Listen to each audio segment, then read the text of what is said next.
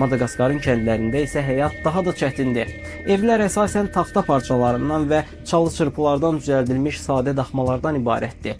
İnsanların ən böyük əyləncəsi isə toplu şəkildə etdikləri yerli rəqsləridir. Yağış mövsümündə bir çox kəndə avtomobillər belə gedə bilmir və hər tərəf palçığa bulanır. Şəhərlə kənd arasında nəqliyyat xidməti göstərən maşınlar tez-tez bataqlığa saplanır və yolçuluq dözülməz bir hal alır. Bataqlığa düşən maşınları çıxarmaq isə təbii ki, sərnişinlərin vəzifəsidir.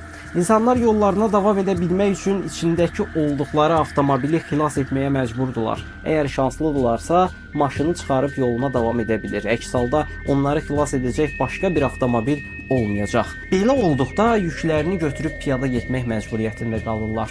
Nəticə etibarilə bugün Madaqaskarda əsasən quraqlıq və aclıq kimi böyük problemlər var. İnsanlar nə düzgün qidalana bilir, nə də uşaqlarını rahat şəkildə məktəbə göndərə bilir, nə də normal yollarla hərəkət edə bilirlər.